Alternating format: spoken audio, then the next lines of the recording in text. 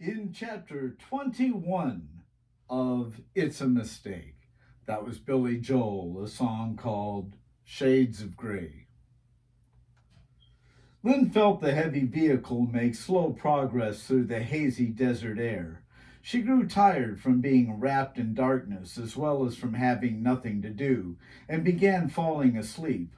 She caught herself fading several times, snapping her eyes back open and smacking her lips, but lost the battle after 21 minutes. She woke up 3 hours later, but couldn't tell if the vehicle was still moving. Lynn continued to lie in her tubular coffin until it's certain it wasn't. After 19 minutes of hoping nobody had secured the latch, she cautiously pushed the lid up, feeling infinite gratitude for her good fortune. She raised it only enough to see if anyone was looking. Nobody was. The vehicle had parked so that she faced north from a grassy area east of a large building. Various types of buildings sat between her and the structure. This provided her a wide viewing area for most of the activity. She had peeked out just in time to observe an object with red metallic framework and curved silver blades, like tucked down wings on a very large bird, being carted away on a flat bottomed cruiser. It moved slowly along a road leading away from the building's front. She suspected the structure was used for receiving supplies and equipment. The derrick-like bird was carried to a field with an elongated side curved like a dam, just 123 miles south, and a pointed apex. Lynn thought of a diamond. Diamonds are common throughout the galaxy and as such are not of high value anywhere except Earth. A lane of red clay ran down each of the diamond sides to its midsection. There the red clay arched across to connect the lanes like a belt. Dead brown grass covered the ground on either side of the belt like excessive body hair. A small mound between midsection and apex pimpled upward like an extruding navel.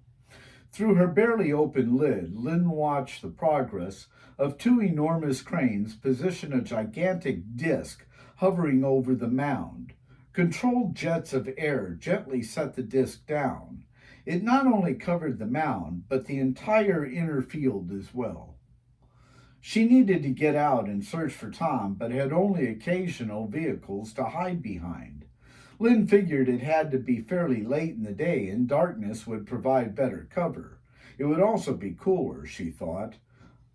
Though September temperatures are cooler than midsummer, the heat is still powerful. Nor could she know that the day wouldn't end until 7 o'clock, which was still 2.5 hours away. Groom Lake lies in the middle of Nevada's desert near a nuclear test site and mountain storage facility housing the technology's rotting radioactive waste, like a tumor on an old man's prostate. It sat an even 100 miles from the cerulean blue building where Pana's rental cruiser still baked in harsh sunlight, waiting for their return. Nevada's nuclear test site had a great passion for numbering grids of land, so Groom Lake was designated Area 51, although it later acquired other names such as Neverland, Paradise Ranch, and Home Base. For many years, the U.S. government refused to admit that Area 51 even existed, though many people regularly monitored the base from a nearby city called Rachel. Controversial new planes were test flown from Area 51 on a regular basis. The U-2 spy plane, piloted by Francis Gary Powers until it went down inside the USSR, was first tested at Groom Lake. So were Lockheed's SR-71 Blackbird, the B-2 stealth fighter from Northrop Grumman, and SF-13 fighters made by Briggs Multinational for the Karos War. Such strange-looking and acting aircraft had not gone unnoticed by people below the clear blue skies of southern Nevada. Long before Jaccoon, Gone, and Troll landed, these planes had begun generating reports of UFOs. Aliens. In the beginning, while still shrouded in darkness, reports of strangely acting planes were so persistent that greater amounts of people began flocking to Rachel. It became known as a vortex, one of several spots on Earth with special energies connected to the moon or even the entire universe. Some observers began to notice a lot of common military aircraft also inhabiting the skies. Even though Nellis Air Force Base was nearby, it still seemed like an unusual amount of traffic. Eventually, those observers began to explore the publicly owned desert south of Rachel. They found signs warning of deadly consequences for entering this barren land and were often chased off by white Ford trucks appearing out of nowhere. Many risked their freedom, possibly their lives, to find out what was going on. These people became known as conspiracy nuts. A couple of these nuts went as far as to climb the nearby Tikaboo Valley Mountains and take telescopic pictures from the highest peak. It wasn't long before they identified Groom Lake as ground zero for these strangely acting craft and began categorizing information about it. Back in July 1947, something crash landed in a little New Mexican town called Roswell. The Air Force investigated and removed all evidence of whatever it was. Rumors started circulating that it had been an actual alien spacecraft, along with a little green man inside of it. But the government said it was a weather balloon. Shortly thereafter, in 1955, the Lockheed began testing the U-2. Then the first A-12 prototype began flying in 1962. It wasn't long afterward that the strange movement of aircraft gave Area 51 a greater notoriety. In 1977, the Air Force began testing a prototype stealth fighter known as Hava Blue. The plane became commonly reported as a UFO. Shortly after these reports began, someone connected the base, Roswell's confiscated spaceship, and the UFO sightings. The stories claimed that the Roswell spacecraft had been taken to Area 51. There, the technologies were being unraveled and duplicated. The little green man was also housed there, though not in one of the 33 dormitories that housed 15 to 2,500 workers who would have all needed to be sworn to secrecy under penalty of death to them or their families for examination. In reality, there had never been an alien on the grounds of Area 51, Groom Lake, or DEB, doesn't exist base, until Pana and Moscow arrived. Neither had an alien vessel ever been counted among its Hall of Fame aircraft. The thing that crashed in Roswell was an experimental titanium-sheathed stealth plane. While true that the Air Force transported the wreckage to Groom Lake from where it was dispatched, and that the U.S. government's explanations were lies, there was nothing interstellar about it. Neverland had become too hot during the desert's long summers, and its fate was sealed when water became all but non-existent. It was mostly abandoned following the Karos War. But now it once again had a mission, and after nearly 100 years, home base also had a real, genuine extraterrestrial alien on it. In fact, it now had two. One of them was in the doctor's office of a large operations building. The 56,000 square foot edifice was further west from the vehicle the other alien now watched construction progress from. She couldn't see the ops building because it was set back from the road and hidden by the dormitories. The massive copper object was being erected only halfway between Lynn and Pana. And the pole, shaped like a football goalpost, reached a height so incredible the flashing red lights adorned its tines as warning to passing vehicles of its presence. Anyone who wandered by would see the lights, steer clear, and then get shot down. The pole was inserted into the giant disc center, and held steady by the red metallic framework, just as old-fashioned space shuttles had been held in place before launch. Pana lay naked, strapped to a table with his legs held wide apart. A single bright light shone into his eyes. Shadowy figures moved around him, but he couldn't make out details. They took samples of his blood and urine, made measurements of his body parts, commenting impressively on some. Took x-rays of his skull, placed a snake-like probe deep into his colon, and asked him lots of stupid questions. Why do you have 4 eyes? It looks better than 3. Pana couldn't think of another answer. When you get a cold, do both noses get stuffy? A what? That got an excited murmur going. Don't worry, the ghouls probing his colon told Pana. We doctors do this same stuff to humans all the time. You push probes up into their bowels? Pana asked through clenched teeth. Yeah, sometimes we even do it for medical reasons. That drew a round of laughter. Actually, you should worry, the CIA guy told him, because we can make your death slow and painful if you don't tell us how you knew about this project. Pana chose to worry. I've told you, I was on a vacation when an electrical shock jolted his body. Ow! Yeah, we know. Just happened to see the accident site and thought you'd drop in. Why did it interest you so much?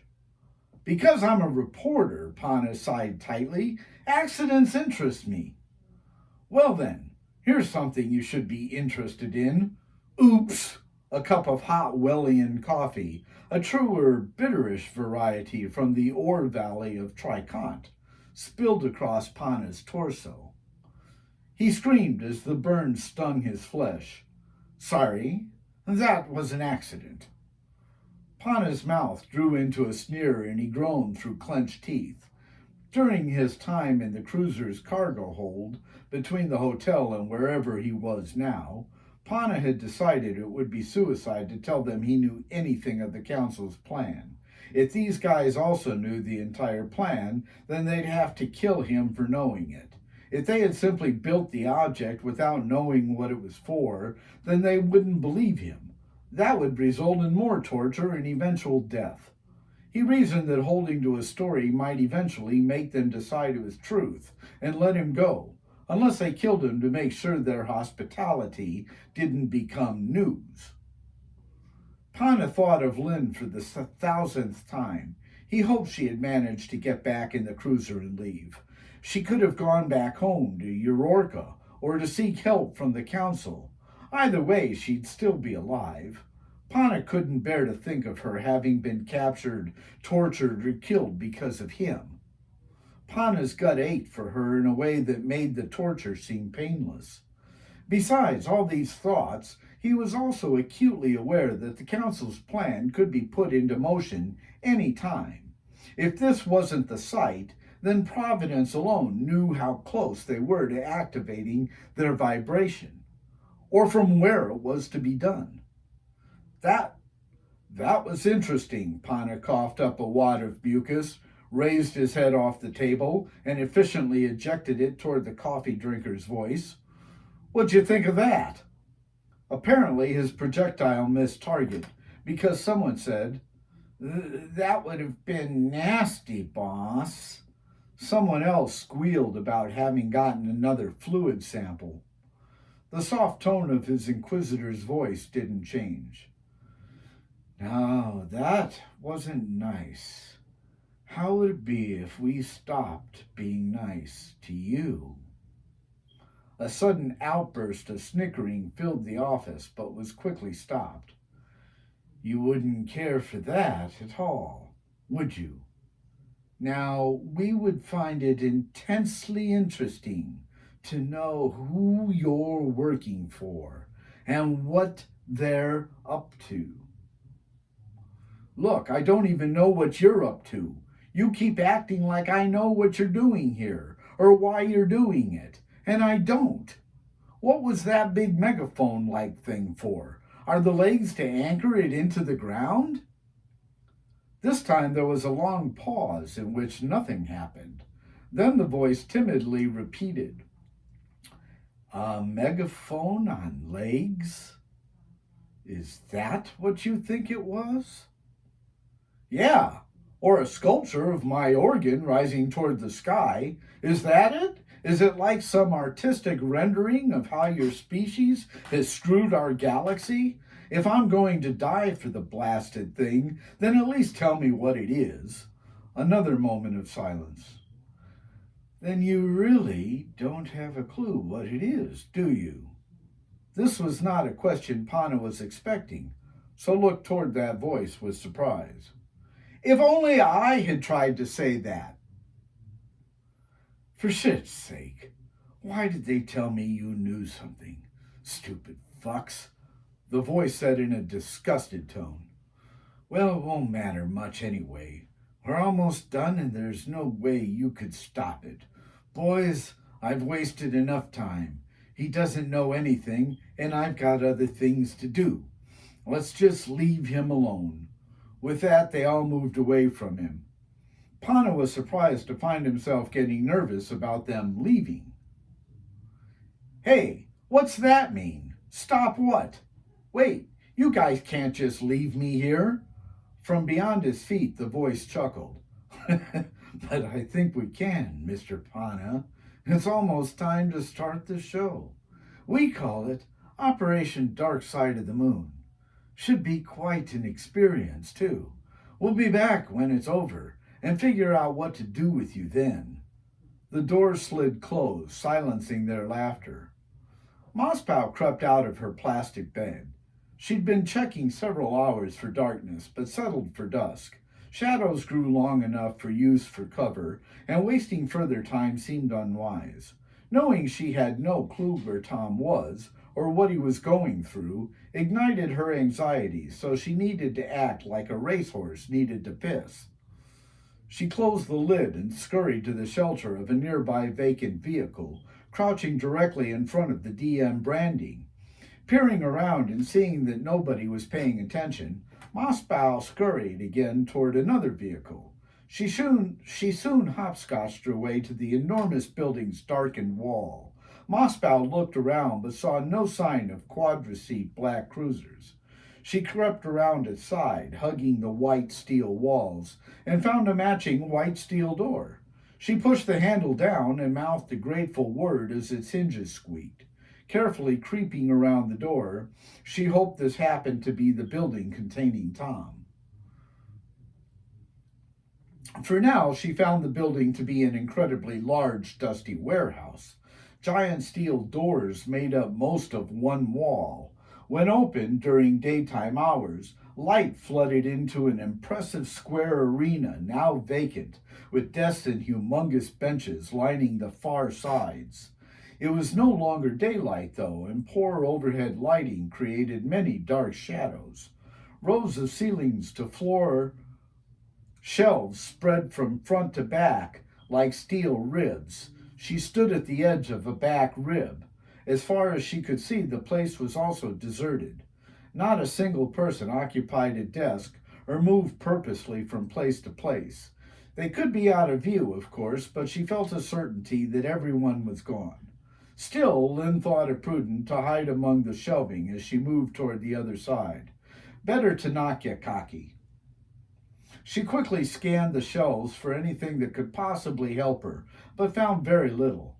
Mostly they held old mechanical parts, hardware, uniforms, and boxes of sunscreen. There were also quite a few bags, manuals, tarps, rain gear, and such. She was almost near the desk area when voices invaded the tranquil environment. Two people had strode through the hangar doors. Lynn instantly became more nervous, but remained quiet. Her antennae probed the air for threats, and she focused her sensitive ears on their conversation. "Ready for midnight, Larry. Only 4 more hours. I still can't believe how extremely lucky we got that there was no significant damage." They had made their way to a desk halfway down the wall. Definitely, Lloyd. I'm tired of fucking with this stuff. It's been a nightmare getting it out here.